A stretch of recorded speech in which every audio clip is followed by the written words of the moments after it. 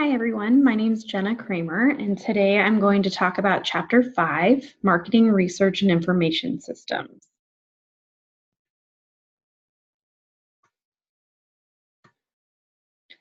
Marketing research detects shifts in the marketplace and is required to assess opportunities and threats when a company is conducting strategic planning.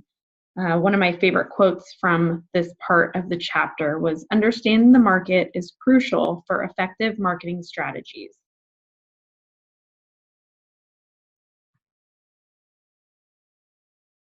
For types of research, there's qualitative data, quantitative data, exploratory research, and conclusive research. Qualitative data is non-numerical descriptive information. Quantitative data is information that can be communicated with numbers. Exploratory research gathers more information about the subject so that the researcher can better understand the subject or help identify additional data needs or decision alternatives. Some exploratory research methods are through customer advisory boards or focus groups. A customer advisory board is a sounding board of actual customers where the company brings in new ideas or products to get that customer advisory board member's opinion. A focus group is typically an interview held informally in a group setting led by a moderator to gather information casually. This information is usually about customers' lifestyles, their personalities, opinions, and other things like that. It's becoming more popular to conduct online focus groups. This does limit the kind of data that a researcher can collect because the focus group is not actually in person. As far as conclusive research goes, that's used when the marketer has one or more alternatives and needs assistance in making the final decision. A couple different types of conclusive research are descriptive research and experimental research. With descriptive research, it's used on specific groups of people, like groups based on age, gender, or other different areas, in order to get specific information from those groups. Experimental research allows marketers to view relationships between products in order to make causal inferences. For this to be possible, there needs to be an independent variable that can be manipulated, and the resulting changes are how a dependent variable is measured. For example, if a store wants to test out various sale prices on an item, they can adjust them while keeping the dependent variable of the sale taking place. So this allows the stores to see how much revenue they can gain on the sale items at various sale prices. Next, we talk about the 5 steps of the marketing research process. So number 1, locating and defining issues or problems. Number 2, designing the research project. Number 3, collecting data. Number 4, interpreting research findings. And number 5, reporting the research findings.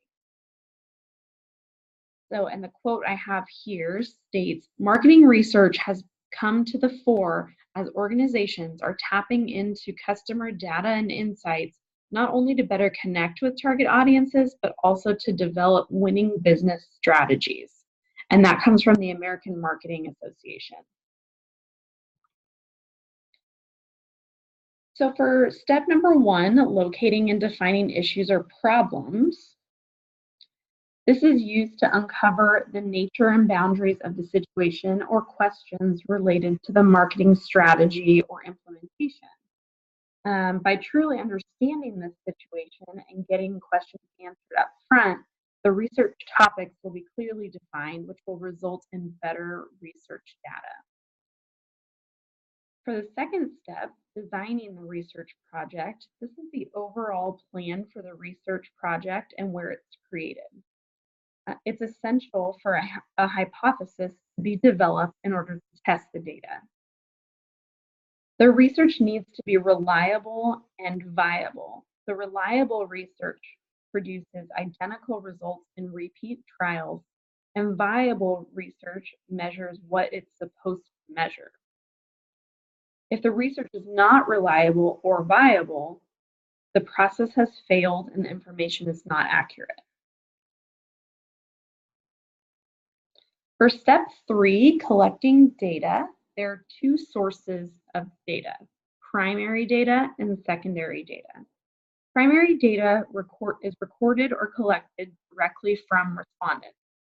Secondary data is compiled in or outside the organization for the purpose other than current investigation. Some other data collection methods are sampling, which is used because the entire population can't be investigated due to lack of time and resources. A sample of a population is a group which represents characteristics of a total population.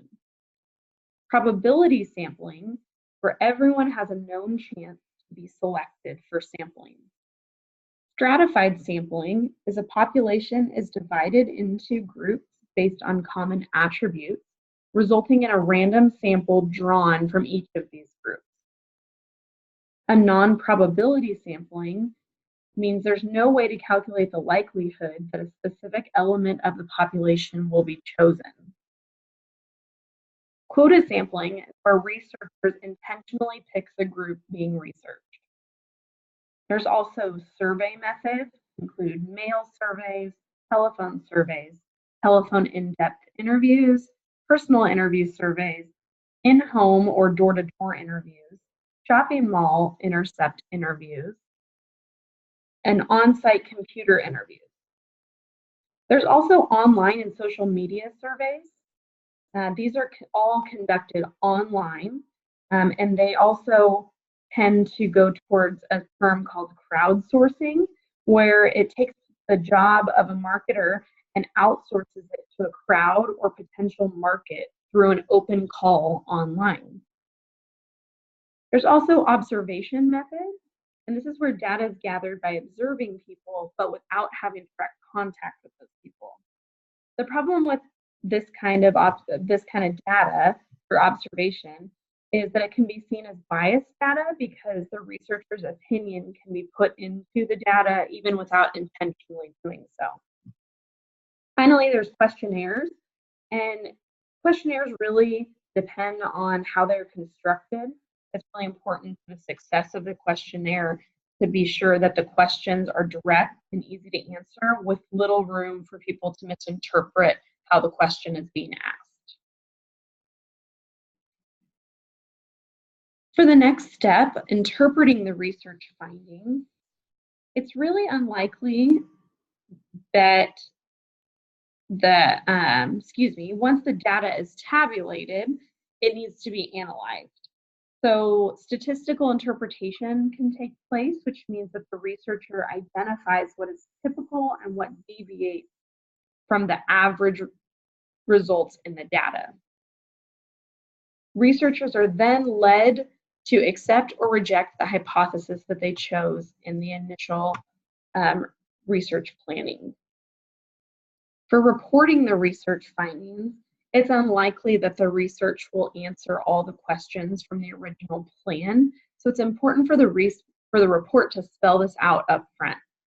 Most managers and strategic planners in a company want the report to be short and easy to read, but still filled with the information that is pertinent to them when making their decisions regarding marketing a product or service.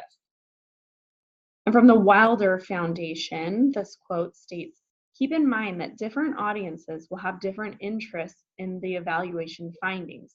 Some audiences will have a solid background in the evaluation and will want to know specific things about the findings.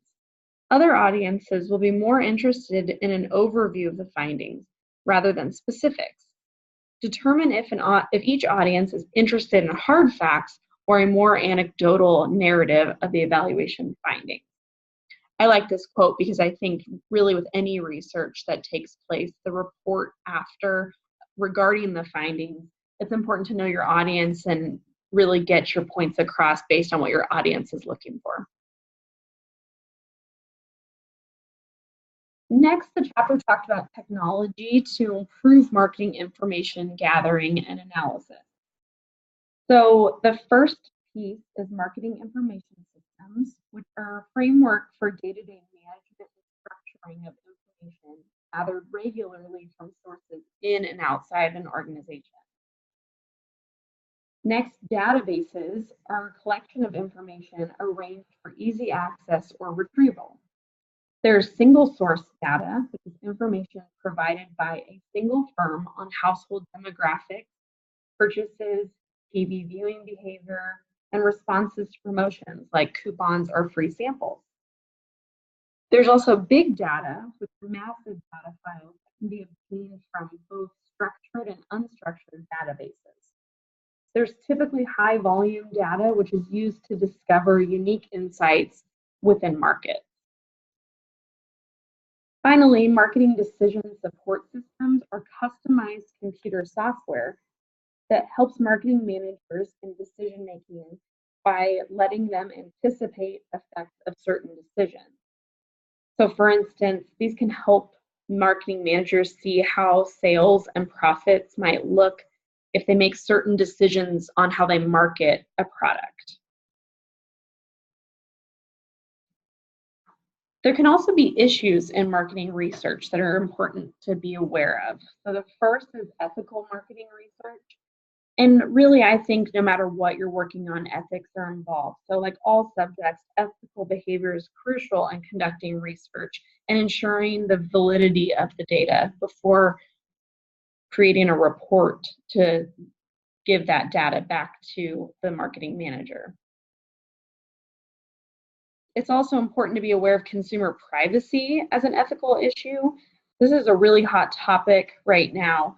When handling other people's information, it's so important to remember that their privacy needs to be protected, and this can also cause some reputation risk if that privacy is not protected for the company.